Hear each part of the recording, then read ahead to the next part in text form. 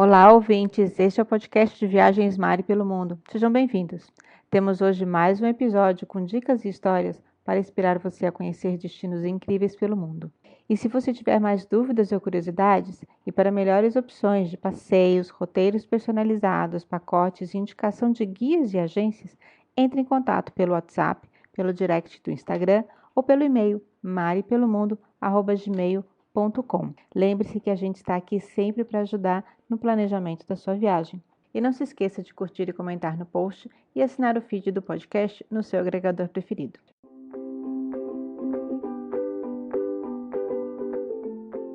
Olá, ouvintes do podcast Mari pelo Mundo. Estou hoje aqui mais uma vez com a Mari e com a Olivia, que já foi convidada no nosso programa anteriormente, falou com a gente sobre a experiência de trabalhar em navio. Se você ainda não escutou, é só rolar no feed que você vai achar o episódio com ela. Mas hoje a gente vai conversar com a Olivia sobre a experiência que ela teve de morar na Ásia, porque antes de começar com esse trabalho, a Olivia passou uma temporada morando na Ásia e ela vai contar aqui pra gente, porque eu também tenho várias curiosidades de como é morar, conhecer a Ásia é uma coisa, morar na Ásia acredito que seja um negócio muito diferente. Olivia, de novo, seja bem-vinda mais uma vez ao nosso programa.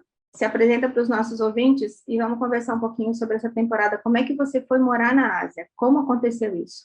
Meu nome é Olivia Pontes, eu morei em 2014 para 2015 na Indonésia, quando eu ganhei uma bolsa de estudos de artes e cultura, porque minha primeira formação é professora de artes, porque eu sempre me interessei por artes e culturas de várias etnias, até hoje eu faço danças étnicas, e aí eu ganhei essa bolsa para estudar lá, e enfim, vai fazer 7 anos que eu ganhei, 6 anos que eu voltei. Conta pra gente um pouquinho, assim.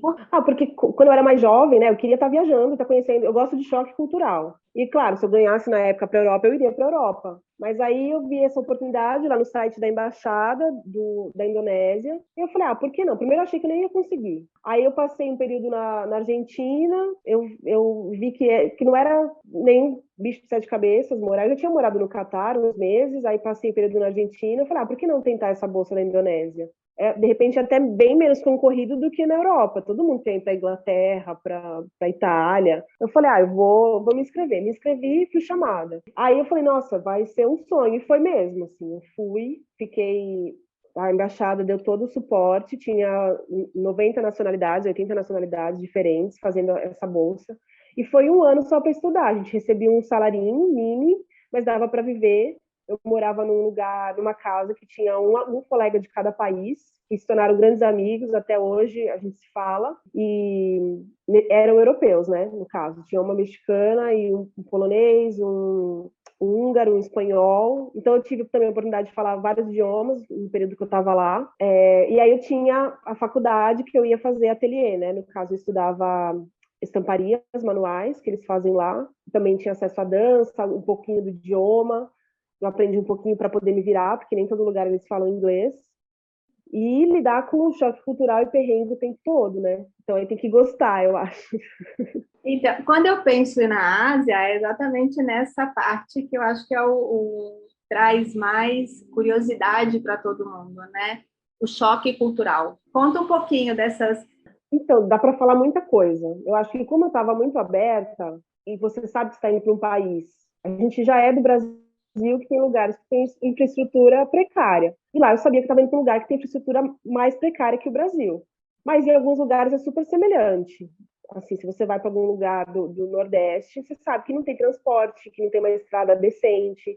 Então eu sabia que se eu quisesse viajar lá dentro, eu tinha que saber que é isso, que não tem ônibus, igual em Buenos Aires que eu morei, que o transporte público era maravilhoso, tinha ônibus bem sinalizado para todo lugar. Lá não, lá você tem que ter uma moto. Eu tinha bicicleta, eu perdi 20 quilos, eu tinha uma magra.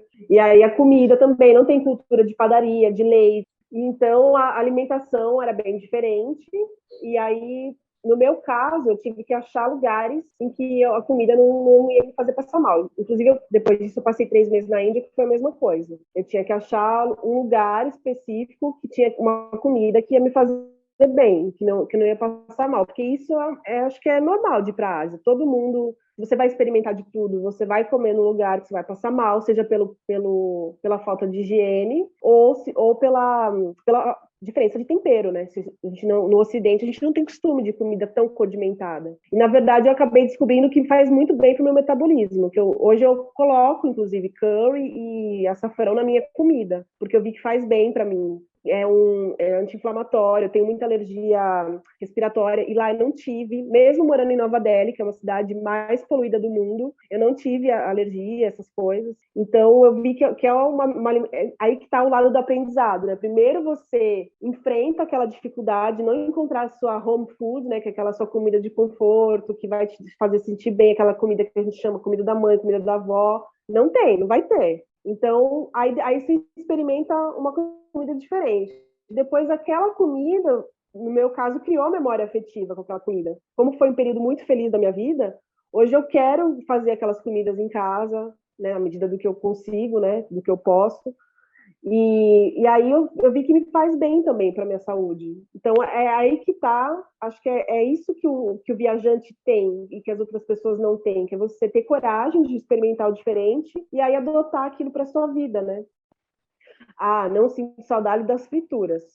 Assim, por um lado, dá para entender que a fritura ela mata os germes, e como lá é muito calor, tem muita né, bactéria, muita falta de higiene, muita precariedade no transporte mesmo, não deve ter Anvisa, enfim. Então aí a fritura mata os germes, mas eu não gostava de comer coisa cheia de óleo o tempo todo.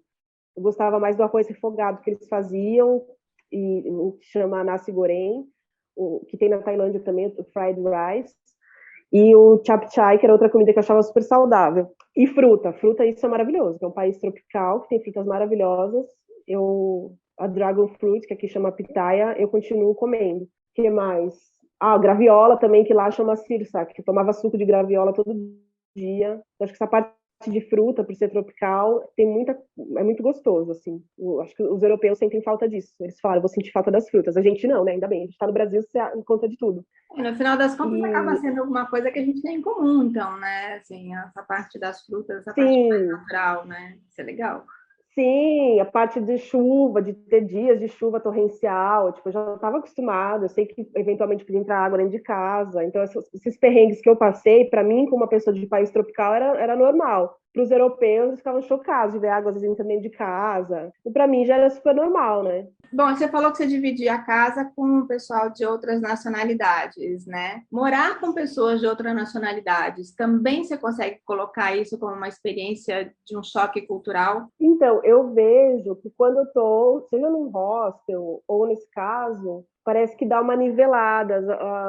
As desigualdades de background, seja de classe social, de cultura mesmo, parece que você adquire uma linguagem comum entre as pessoas. Então, como você disse, tem coisas que são da pessoa, de costumes da pessoa, e tem coisas que são culturais daquele lugar. Então, como você fica meio na dúvida, será que isso é da pessoa, da personalidade dela ou do país que ela vem? Ela traz isso do país ou da personalidade? Então, você fica na dúvida, então você fica mais tolerante, até você descobrindo mais. Por exemplo, aqui no Brasil a gente não sabe dizer não, né? Se alguém te chama para um almoço, você não vai falar não vou. Você vai falar, vamos ver, talvez, tomara que dê, né? Você vai falar assim. E aí, isso para eles era um choque cultural. Eu falar que ia, chegava na hora, eu não podia ir, eu não ia. Só que eu me sentia muito mal em dizer não na cara. Em outras culturas, você fala não de cara e tudo bem. E aí eu tinha que explicar que isso na minha cultura é mal educado, você não pode dizer logo de cara para um convite um não. E aí era muito engraçado isso, assim, ver que também a gente também gera choque cultural nos lugares. E assim, por exemplo, papel higiênico é muito importante falar. Na Ásia eles se lavam toda vez que vai ao banheiro. E a gente acha que eles é que têm falta de higiene. Então, que é menos higiênico? Se lavar ou passar um papel só? Então, isso são coisas que fazem a gente se questionar também, sabe? Não só achar que o outro é que é o estranho. A gente também, em alguns casos, vai ser o estranho e tudo bem, né? E nesse período que você ficou lá, estudar fora, no que isso, e morar em outras culturas, né? No que isso te abriu oportunidades na tua vida profissional, na tua vida pessoal, no sentido de dar para o ouvinte aqui algumas curiosidades do que essa riqueza pode, na prática, trazer para a vida da gente? Eu acho que foi o que mais mudou minha vida, até mais que a faculdade.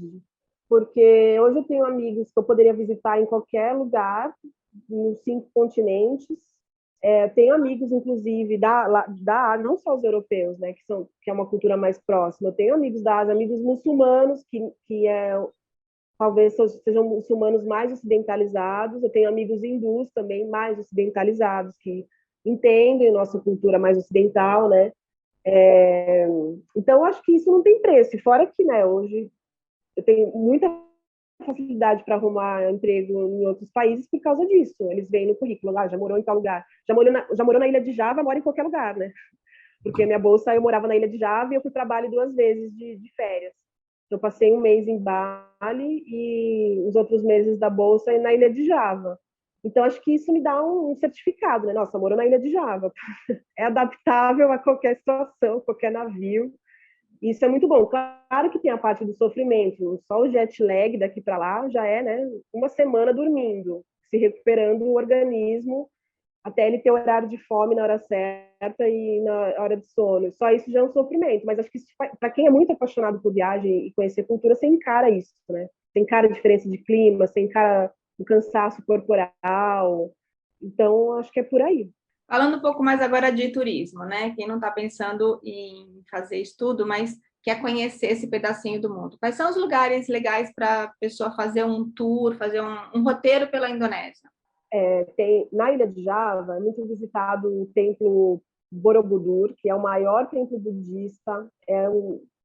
Foi descoberto por arqueólogos depois, né? Porque é um período pré-conquista islâmica lá na Ilha de Java, porque hoje eles são a maior ilha muçulmana, a maior população muçulmana do mundo.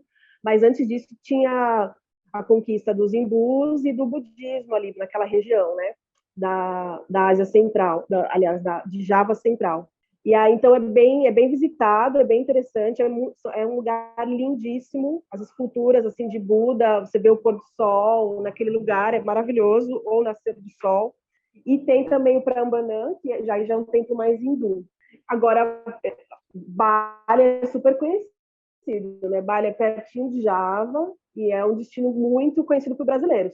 Você vai para lá, tem muito brasileiro, e aí nem precisa falar muito, né? É um destino muito conhecido pelos surfistas, é um lugar lindo. Eu fiz dança balinesa, eu acho lindíssimo. A musicalidade, a dança, o figurino. Então, como eu sou muito apaixonada, né? Mas assim, tem gente que vai para ver mais natureza, lugares de ondas, lugares de vulcões, lugares de montanha. Então aí depende, né? Tem vários perfis. A gente gosta de hotéis de luxo, também tem. Gosta de subir montanha, também tem. Bem bacana. Eu posso ficar falando horas porque eu amo. Da Bolsa da Indonésia, eu já tinha ido para a Malásia. E aí eu tinha uma amiga lá, natural da Malásia, de ascendência hindu. É um país que se fala Malaysia Truly Asia, porque ela tem o povo nativo, que são os malês, mais os hindus e mais os chineses. Então, só na Malásia você já conhece três culturas, né, ancestrais. E aí eu fui para lá no casamento de uma amiga que é hindu, tive que me vestir de indiana, né, para estar no casamento. Foi uma experiência bem legal. Aí depois eu ganhei a bolsa, voltei para a Indonésia e depois eu tive uma oportunidade de trabalho de 3 meses em Nova Delhi e também foi maravilhoso, também foi bem, apesar de ter algumas semelhanças com a Indonésia, eu morei numa cidade grande, né, na cidade mais populosa e poluída do mundo, que é Nova Delhi. Então aí é outra coisa, né? Como que é ser ocidental, branca nessa cidade. Então aí também é uma experiência muito, muito over, assim, você vê muita pobreza, muita beleza, muita riqueza, tudo junto. Sobre o tempo que você morou na Indonésia, o que você mais sentiu falta? E você voltaria a morar lá hoje em dia? Eu peguei muito carinho pela cultura, pelo povo. Sempre que aqui no Brasil você encontra alguém da Indonésia, eu falo umas palavrinhas. No navio também tem bastante gente da Indonésia que trabalha. Eu sempre falo, eu morei lá em tal lugar. Porque foi um período muito feliz da minha vida. Assim, eu andava, só fazia arte, tinha amigos incríveis, artistas, andava de bicicleta. Então não tem como eu não querer voltar esse estado de espírito, né? Que eu tinha lá. Não sei se seria igual, né? Porque eu já tenho outra idade. A pandemia também mudou muita coisa, acredito, na rotina lá, no turismo. Então, na ida, primeiro um transporte público melhor, né? Porque sou de São Paulo, tem metrô, né? Mais fácil. Lá era só moto. Aí depois foi farofa. Eu nunca senti falta de farofa na vida, né? Aqui em São Paulo eu nem comia muito, no Brasil, né? Mas aí lá, como a comida era muito gordurosa, eu falava, vai uma farofinha aqui, hein? Aí eu pedi pro meu namorado, quando ele foi para lá, para ele levar, ele levou farofa. Eu falei, nossa, eu nunca pensei que fosse de falta de farofa. Foi muito brasileira mesmo. E quando eu voltei, eu sinto falta da hospitalidade do povo, dessa simplicidade de, eu andava de bicicleta e tudo bem, eu não me vestia bem, tudo bem. De ser estrangeira também é muito legal, porque todo mundo te convida, quer ser seu amigo, sabe? Isso eu sinto falta, assim, dessa hospitalidade das pessoas. Você tocou num ponto interessante, né? Como é que você ser estrangeira, né? Como é que você lidava com as pessoas do lugar, né? Você provavelmente conviveu com professores e pessoas no teu curso lá que são locais, né? E como é que era essa curiosidade deles com a gente, com a nossa cultura, com os estrangeiros? Tinha vários níveis. Tinha vários níveis. Tinha gente que já era muito ocidentalizado, tinha vários amigos gringos. Geralmente, quando se apresentava lugares de classe mais alta, eles nem olhavam para sua cara. Tem gente que já viaja para Europa. Agora, na rua, quando era a minha faculdade era perto de uma zona bem rural, assim. Então, aí se eu passava, eles gritavam na rua, hello! Dava tchau, pedia para tirar foto. As crianças, adolescentes muito curiosos, querendo falar um pouquinho de inglês, porque estudava na escola. Isso era bem bonitinho, assim, até. Querendo tirar foto e tal, porque a gente é muito diferente fisicamente. Mas, assim, quando alguém que tinha mais afinidade, era uma relação normal, assim, sabe? Mesmo nível de amizade, alguns eu falo até hoje. Comida mais diferente que você provou, Olivia? Comida extremamente apimentada, né? Isso daí você come chorando. E isso quando você pede sem pimenta e mesmo assim você chora. Porque acho que faz na mesma panela e não tem como se livrar da pimenta. Eu lembro de comer com a lágrima escorrendo. E uma paisagem muito bonita que você tenha visto, que você recomenda para ir conhecer? Não vale falar de Bali, tá? O brasileiro adora Então. Bali. Brasileiro ama Bali, que é lindíssimo. Ubud, eu amo Ubud, que é o centro da ilha, não é perto de praia, mas tem aqueles campos de arroz lindíssimos. Tem o centro cultural da ilha de Bali é em Ubud. Eu recomendo lá em Java esse lugar. E tem um lugar no norte da ilha de Java que chama Karimunjawa, que é um paraíso, também pouco conhecido, mais conhecido pelos locais mesmo. Perto de Bali tem as Ilhas Gili, são 3 ilhinhas. Quem vai para lá com certeza conhece. E sem falar na Índia, nem conta falar do Taj Mahal, né? Porque todo viajante ou sonha ou já foi para lá. Tem um livro famoso, né, que é O Homem que Sabia Javanês, do Lima Barreto. Toda vez que fala na ilha de Java, eu me lembro desse livro. Não, é interessante, porque parece que ele era um charlatão, né, na história, ele fingia, porque os portugueses também tentaram invadir lá, e algumas palavras do javanês são portuguesas. Então, sapato, sacola, escola, janela, são palavras que eles usam ainda em português até hoje. Então, ele falava que falava javanês porque era português. A gente vai deixar a indicação de livro que não tem nada a ver com a Ilha de Java, mas que eu acho que muita gente, quando lembra, não é assim um lugar totalmente desconhecido, justamente porque a gente já ouviu alguma vez falar desse livro, né? Mas muito bacana. Sim. Olivia, de novo, mais uma vez, então, obrigada por ter participado do podcast com a gente, matando algumas curiosidades a mais sobre morar na Ásia, esse tempo que você passou lá.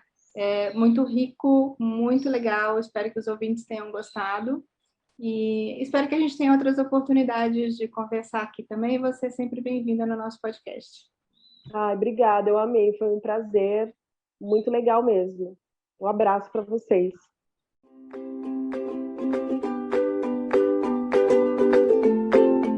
E eu espero que vocês tenham gostado de mais esse episódio e das nossas dicas. Participe enviando a sua sugestão, as perguntas e curiosidades. Siga o podcast no Instagram, @podcast.maripelomundo. O nosso podcast de viagem foi idealizado e é realizado pela equipe do blog Mari Pelo Mundo, e a gente fica feliz de contar com a participação de convidados e amigos. Assine o feed, curta e compartilhe as nossas dicas com os amigos. Conte conosco também sempre que quiser organizar uma viagem. E até a próxima!